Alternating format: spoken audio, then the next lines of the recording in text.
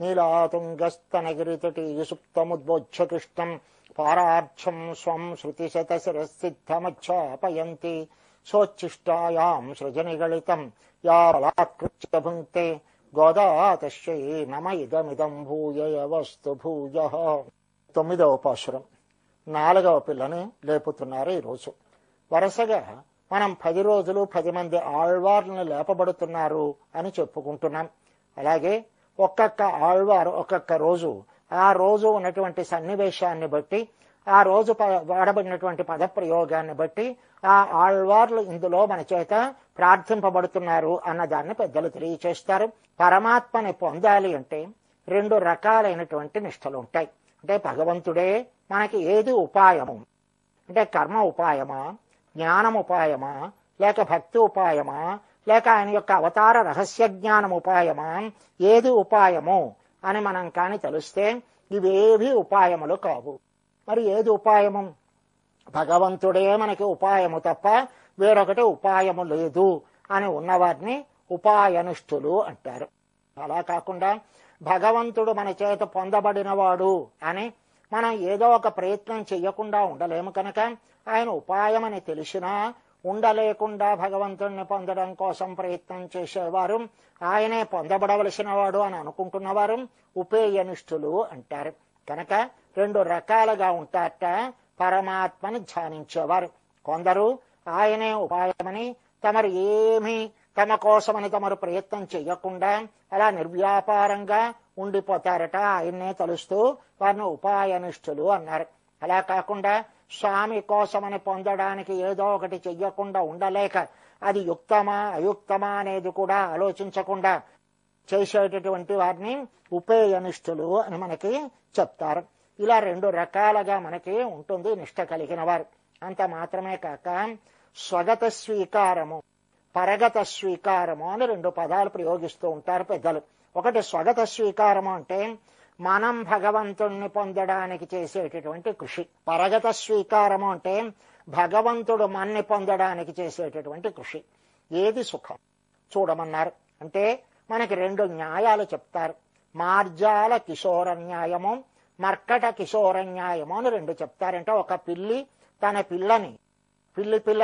పిల్లి ఎలా తీసుకెళ్తుంది అంటే పూచి ఎవరిదక్కడ అంటే పిల్లి యొక్క మెడ దగ్గర గట్టిగా పట్టుకొని దాన్ని ఒక ప్రదేశం నుంచి మరొక ప్రదేశానికి మారుస్తూ ఉంటుంది.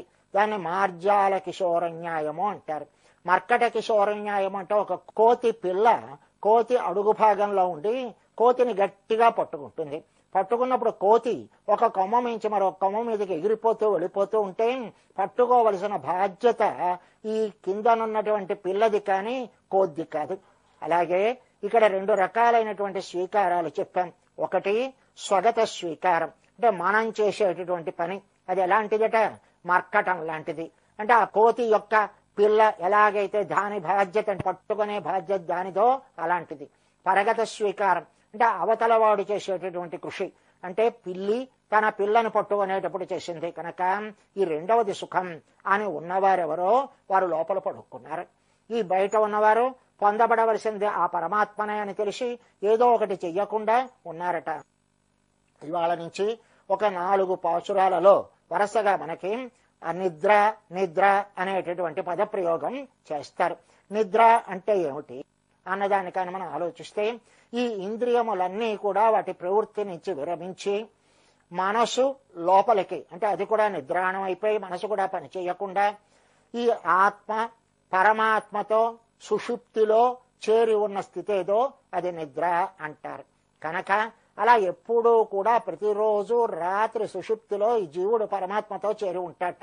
కానీ ఈ అవిద్యా సంసర్గం చేత కూడి ఉండడం చేత మళ్ళీ మనం వెనక్కి వచ్చేస్తూ ఉంటాం. పరమాత్మతో అలా స్థిరంగా ఉండలేకపోతున్నాం తప్ప, లేకపోతే రోజు స్వామితో చేరేటటువంటి స్థితి మనకు కలుగుతోంది అంటారు. కనుక అలాంటి నిద్ర అని మనకు చూపించారు. ఎప్పుడైతే మనం శ్రవణం చేశామో, శ్రవణం వల్ల మనకు కాస్తంత ప్రకాశం కలిగిందో, ప్రకాశం కలగ్గానే మనం భగవంతుణ్ణి పొందాలి అనేటటువంటి ఒక ప్రయత్నం చేస్తాం.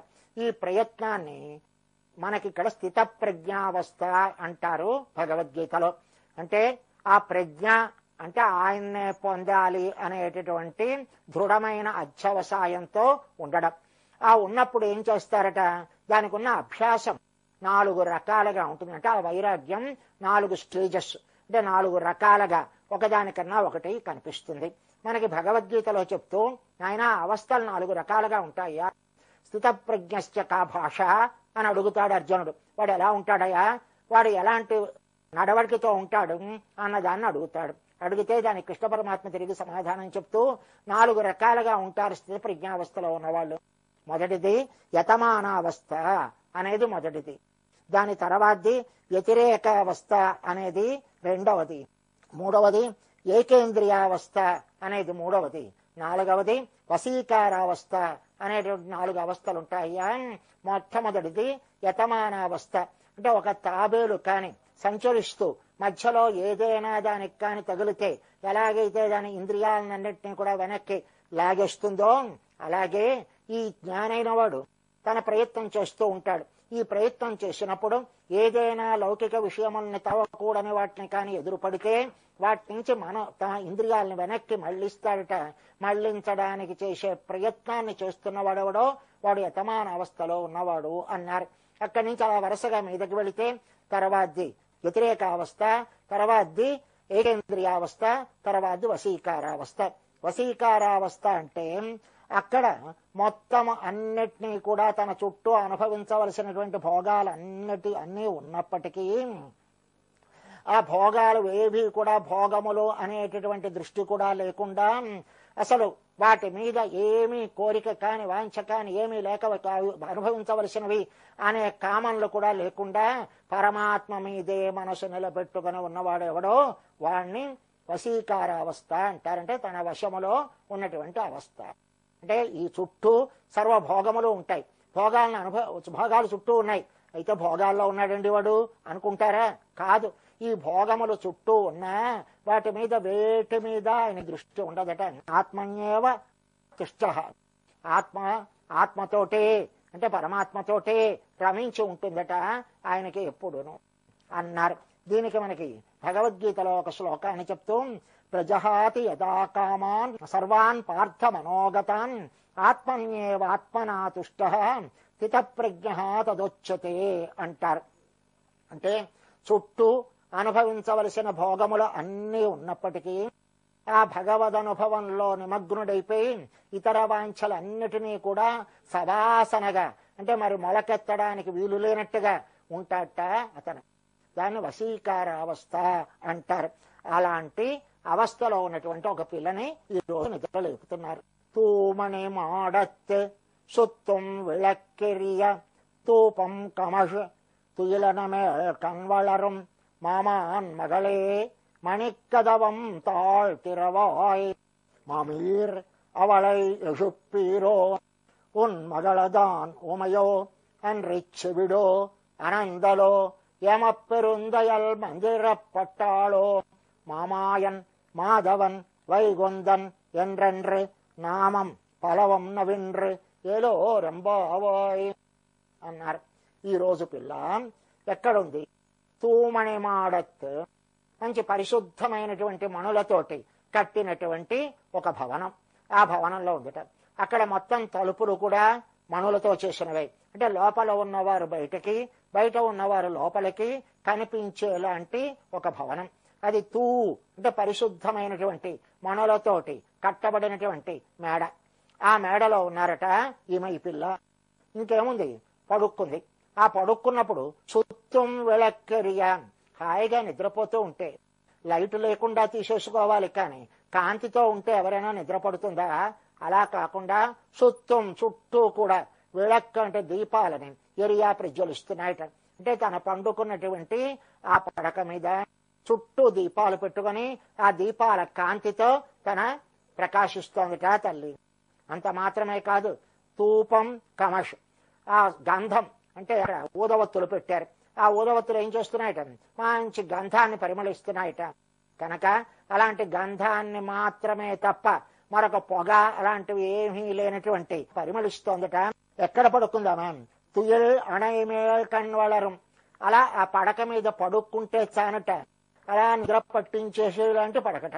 అలాంటి పడక మీద నిద్రపోతున్నటువంటి ఆ శయ్య మీద ఆమె ఏం చేసింది? కణ్వళరం, కన్ను మూసింది అంటే నిద్రపోతోంది అన్నారు. ఇక్కడ నిద్ర అనేటటువంటి పదప్రయోగం చేశారు. నిద్ర అంటే ఏమిటో చూశాం మనం. కనుక ఆమె లేవలేదు.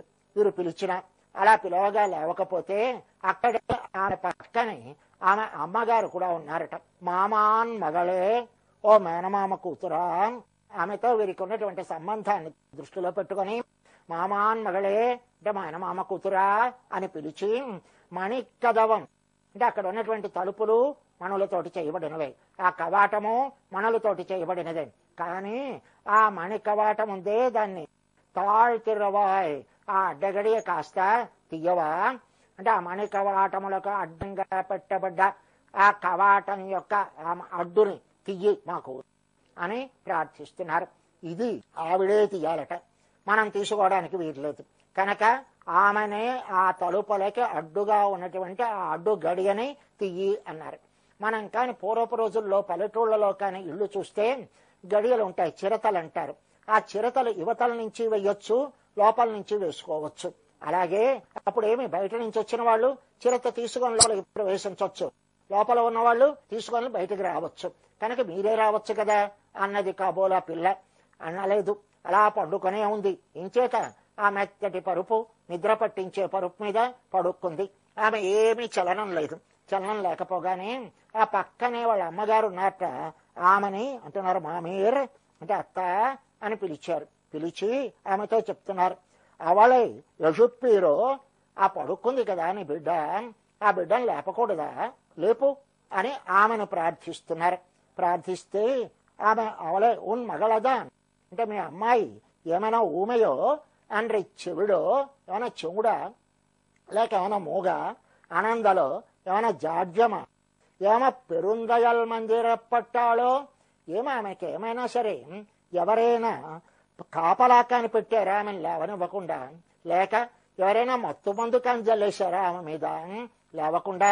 కనుక ఏమిది ఆమెకి చెవుడా, మూగ, జాడ్యమా, లేక ఎవరైనా కాపలా ఉన్నారా, లేస్తే ఇబ్బంది పడతామని భయపడుతూ నించున్నారా, నాకు కనిపించడం లేదే, లేక ఎవరైనా మత్తు మందు లాంటిది కానీ జల్లేశారా ఆమె మీద, ఏమిది అన్నారు. Falcon pumps stainless steel technology యొక్క జన్మదాత. ఇంకా మీ విజయానికి తోడు నీడ. మీ గృహ మరియు వ్యవసాయ అవసరములకు అతి తక్కువ విద్యుత్తును వినియోగించే పంపులు. No maintenance. మీకు అందుబాటులో 24 గంటలు సర్వీస్ సదుపాయం కలదు. ఫాల్కన్, ఇది పంపు కాదు, గంగ. అంటే అత్త మేనత్త అన్నదట, మీకు తెలియడం లేదు, సంజ్ఞ చేసింది. ఎప్పుడైనా సరే భగవద్ అనుభవంలో ఉన్న వాళ్ళని నిద్ర లేపాలి అంటే ఇలా లేలే అనడం కాదు పద్ధతి. మరి ఏమవ్వాలి? భగవద్ అనుభవం నుంచి బయటకు వచ్చే వారికి, ఆ ఉన్మస్తకమైన స్థితిలో ఉన్న వారిని మళ్లీ లౌకికమైన ఈ లోకంలోకి తీసుకురావాలి అంటే ఆ పరమాత్మ యొక్క నామ సంకీర్తనం చేస్తే వస్తారు తప్ప, లేకపోతే వాళ్ళు బయటకు రారమ్మా. ప్రమాదం ఏర్పడడానికి అవకాశం ఉంది. కనుక నామ సంకీర్తనం చెయ్యండి అన్నది ఆమె. అనగానే మామాయన్, మాధవన్, వైగొందన్ ఎండ్రెండ్రు అని అని నామం పలవం నవిండ్రు, వాటన్నిటిని కూడా కీర్తిస్తాం అని వాటిని కీర్తిస్తున్నారట ఈ పాశురంలో. ఇందులో ఉన్నదేమిటో ఒక్కసారి చూసే ప్రయత్నం చేద్దాం. మొదట తూమణి మాడత్, మంచి పరిశుద్ధమైనటువంటి మణులు అన్నారు. అనగానే మనకి పరిశుద్ధి, నిర్మలము అని ఒక 2 పదాలు వాడుతూ ఉంటారు సాధారణంగా. నిర్మలము అన్నా పరిశుద్ధి అన్నా ఒకటే అని మనకు అనిపిస్తుంది, కానీ కాదట. పరిశుద్ధి అంటే అసలు ఎప్పుడూ మాలిన్యములు లేకపోతే అది పరిశుద్ధి. నిర్మలం అంటే అవి కొన్నాళ్ళు మాలిన్యాలు కలిగి వాటి నుంచి విడిపెడితే అది నిర్మలము అంటారు. కనుక ఇక్కడ ఎలాంటి వాటితో చేశారు భవనం? పరిశుద్ధమైనటువంటి మణులతోటి చేశారు అన్నారు. అంటే మనకి వాసమేది, భగవంతునికి వాసమేది అన్నదాన్ని చూపిస్తున్నారు. ఎప్పుడూ కూడా మనము భగవంతుని మీద ఆధారపడి ఉంటాం. అంటే భగవంతుడే మనకి ఉండడానికి, నిలబెట్టడానికి ఆధారమైన వాడు. కనుక మనకి ఇల్లు, మన గృహము పరమాత్మ. పరమాత్మ మన లోపల ఆయన ఉంటాడు. అప్పుడు ఆయనకి మనము గృహము. కనుక మనము ఆయనకి గృహంగా ఉంటే అప్పుడు ఆయన ఏ మణులతో చేయబడ్డట? ఆయన నిర్మలమైనటువంటి మణులు. ఆయన మనము కూడా అష్టగుణములతో కూడి ఉన్నవారమే అయినప్పటికీ మనము ఎప్పుడైతే ఈ ప్రకృతితో సంబంధం ఏర్పడ్డదో అప్పుడు మనకి కాస్త ఆ గుణములకు సంకోచం ఏర్పడుతుంది. పరమాత్మ ఎప్పుడూ కూడా సంకోచము లేనివాడు కనుక భక్తులైన వారు పరమాత్మ యొక్క హృదయంలో ఉంటారు కనుక ఆ పరమాత్మనే తనకు వాసస్థానంగా చేసుకుంటారు కనుక వారికి పరమాత్మే గృహము. కనుక ఏ మణులతో చేయబడ్డది? పరిశుద్ధమైన మణులు. అంటే ఆయనకి ఎప్పుడూ కూడా ఈ 8 గుణములు కూడా సంకోచం అనేది లేకుండా ఎప్పుడూ ఏకరూపంగా ప్రకాశిస్తూ ఉంటాయట ఆయనకి. ఏమిటి ఆ గుణములు అంటే అపహత పాప్మా, విజరః, విమృత్యుః, విశోకః, విజిగత్సః, అపిపాసః, సత్యకామః, సత్యసంకల్పః అంటారు. మొట్టమొదటిది అపహత పాప్మా అంటే పాపాలకి దూరుడు. అంటే పాపాలనేవి ఆయన దగ్గరికే రావు, అలాంటి వాడు. ఇంకా రెండవది విజరః, ఆయనకి ముసలితనం అనేది ఉండదు. విజిగత్సః, ఆకలి లేనివాడు. అపిపాసః, దాహము లేనివాడు. విమృత్యుః, చావు లేనివాడు. విశోకః, శోకము లేనివాడు. సత్యకామః, కావలసినవన్నీ కూడా ఏ కొరత లేకుండా కలిగినవాడు. సత్య సంకల్పః, తన కాని ఒకదాన్ని తలుస్తే అది వ్యర్థం కానటువంటి తలుపు కలిగినవాడు. ఇలాంటి 8 గుణములు జీవుడికి ఉంటాయి, పరమాత్మకి ఉంటాయి. కానీ పరమాత్మకి ఎప్పుడూ సంకోచం ఉండదు, మనకి సంకోచంతో ఉంటుంది. ఎప్పుడైతే పరమాత్మ యొక్క అనుగ్రహం కలిగి శరీరాన్ని వదిలిపెట్టి మనము అచ్యురాది మార్గం గుండా ప్రయాణం చేసి ఆ విరజానదిలో స్నానం చేస్తామో అప్పుడు మనకు మళ్ళీ గుణ ఆవిర్భావం కలుగుతుంది అని పెద్దలు చెప్తారు. కనుక అలాంటి తూమణి మాడత్ అంటే మణులు 9 అన్నారు. మళ్ళీ ఈ 9 రకములైనటువంటి మణులతో చేయబడినటువంటిదిట ఇది. 9 రకములైన మణులంటే ఏమిటి? ప్రజ్ఞా ప్రాసాదము అనే దానిలో ఈమె పడుక్కుంది అన్నారు. ఏమిటవి అంటే మనకి ఆయనకి ఒక 9 రకములైన సంబంధాలు ఉన్నాయి. ఆ 9 రకములైన సంబంధములే ఇక్కడ మనకి ఆయనకి అంటే ఈ మణులుగా చూపిస్తున్నారట. ఏమిటి ఆ 9 రకములైన సంబంధములు? పిత, రక్షక, శేషి, భర్త, జ్ఞేయో, రమాపతి, స్వామి, ఆధారో, మమ ఆత్మాచ, భోక్తాచ. ఇవి మనకి ఆయనకి ఉన్నటువంటి సంబంధాలు. కనుక ఆయనకు మనకు ఇలా 9 రకములైన సంబంధాలు కలిగి ఉన్నాయి అని తెలుసుకొని పరిపూర్ణమైన విశ్వాసంతో ఆయన మీదే మన భారమాన్ని అంతటినీ ఉంచి ఉండడం ఏదైతే ఉందో అది ఈ ప్రజ్ఞ. ఆ ప్రజ్ఞలో అంటే అందులోనే మనం ఉండడం అనేది ప్రసాదం. ఆ ప్రజ్ఞా ప్రసాదంలో ఉందట ఈ పిల్ల. కనుక మనకి ఆయనకి ఉన్నటువంటి 9 సంబంధాలను గుర్తెరిగి ఆ గుర్తెరిగినటువంటి స్థితిలో పరమాత్మ అనుభవాన్ని అనుభవిస్తూ అక్కడ పండుకొందట తల్లి అన్నారు మొట్టమొదట. అయితే చుట్టూ విளక్కు ఎరియ దీపాలు ప్రజ్వలిస్తున్నాయి. దీపం అంటే ఏమి? దీపము అంటే జ్ఞానం. ఇది శాస్త్రజన్య జ్ఞానం అంటే మన ఆచార్యుల దగ్గర నుంచి పొందినటువంటి జ్ఞానం. కనుక మన స్వస్వరూపము పరస్వరూపము రెండింటిని గురించి పరిపూర్ణముగా తెలిసినటువంటి జ్ఞానం. కనుక మనము పగటి పూట కూడా ఒకవేళ ఆరాధన చెయ్యాలి అనుకుంటే తలుపు తీసే ముందర అక్కడ దీపం పెట్టి ఆరాధన తీస్తాం తలుపులు. ఎందుకంటే పగటి పూట దీపం ఎందుకు అవసరం అంటే ఏం లేదయ్యా, మేము శాస్త్రజన్య జ్ఞానము కలిగిన వారము. శాస్త్రములలో చెప్పబడినట్టుగా నువ్వు పరమాత్మవు, మాకు తండ్రివి, మాకు స్వామివి, మేము నీ సొత్తులము, మేము నీ బిడ్డలము అనే జ్ఞానంతో నిన్ను అర్చన చేయడానికి సిద్ధపడుతున్నాం స్వామి అని తెలియచేయడానికి అక్కడ దీపాలని పెడతారట. కనుక ఆమె చుట్టూ కూడా దీపాలు పెట్టుకుని పండుకుందట. అంత మాత్రమే కాక ధూపం బాగా వాసనతోటి ఉందట. అంటే సాధారణంగా ధూపం కాని వేస్తే ఆ పొగ వచ్చి కళ్ళు మండిపోతే నిద్ర పట్టదు. కానీ అలా కాకుండా ఈ ధూపం ఎలాంటిది? ఒక్క గంధాన్ని మాత్రమే వెదజల్లుతోంది తప్ప మరొకటి కాదు. అనగా మనకి ఎప్పుడైతే దీపమో అని చెప్పామో అది జ్ఞానమో అని అనుకున్నాం కనుక ఆ దీపానికి కొట్టి జ్ఞానము మాత్రమే చాలదయ్యా, అది పరిమళించాలి. పరిమళం అంటే ఆచరణ. కనుక ఆచరణ పర్యంతము కలిగినది అని చెప్పడానికి ధూపం కమష్. అప్పుడు ఒక పడక మీద పడుకుంది తుయల్ అనయమేల్ ఆ పడక ఎలాంటిదిట అంటే పడకలు రకరకాలుగా ఉంటాయట. అంటే కూర్చుని దిక్కు చేసుకునేవి, ఒక మీటింగ్ జరిపేటప్పుడు చేసుకునేవి, ఇలా రకరకాలుగా ఉంటాయి. పడుక్కున్నా ఏమిటోనండి కొంతసేపు అటు ఇటు కదిలితే కానీ నిద్ర పట్టదు. అలాంటిది కాదు ఈ పడక. ఒక్కసారి పడుక్కోగానే నిద్ర పట్టించేసేటటువంటి పడకట. ఏమిటి పడక అంటే భగవంతుడే అలా నిద్ర పట్టించేటటువంటి పడక, కానీ వేరొకడు కాడు అన్న తెలియచేయడానికి ఆ పరమాత్మనే తనకి ఆవాసంగా చేసుకుని కణ్వళరా అంటే నిద్రపోతోందట. స్వామి కళ్ళు మూసింది. అలా భగవద్ ధ్యానంలో ఉంది, భగవద్ అనుభవంలో ఉంది. శాస్త్రము తెలుసును, శాస్త్రజ్ఞానం ఉన్నది, అది ఆచరణ పర్యంతము ఉన్నది. భగవంతుడితో తనకున్నటువంటి సంబంధాలు పరిపూర్ణంగా తెలుసును. తెలిసినటువంటి పిల్ల ఈనాడు ఆ భగవంతుని అనుభవంలో ములిగి ఉన్నదట. తల్లి కణ్వళరం. మా మేనత్త కూతురా అన్నారు. మేనత్త కూతురా అనగానే ఎప్పుడైతే భగవద్భక్తులతోటి మనకి మామూలుగా లౌకికమైన సంబంధం అంటే ఆధ్యాత్మికమైన సంబంధమే కాక లౌకికమైన సంబంధం కూడా ఉంటే అది ఇంకా వన్నె తెస్తుంది కనుక మేనత్త కూతురా అని పిలిచి మణిక్కదవంతో ఆళ్తురువాయ్ అంటే కవాటాలు ఉంటాయి. అంటే అడ్డుగా అంటే మనని పరమాత్మని పొందాలి అంటే అడ్డుగా నేను నాది అనేటటువంటి ఒక రెండు ఉంటాయట. ఈ నేను నాది నేను తొలగించుకుందామంటే తొలగేవి కావు. మరి ఎవరు తొలగించాలి? మన ఆచార్యులే తొలగించాలి. కనుక లోపల ఉన్న పిల్లని అమ్మా ఆ మణి కవాటాలకి అడ్డుగా ఉన్నటువంటి దాన్ని తీయవా అని ప్రార్థిస్తున్నారు. ఇక్కడ లేవలేదు. అప్పుడు మేనత్తని ప్రార్థించారు. అమ్మా ఆమెను లేపు.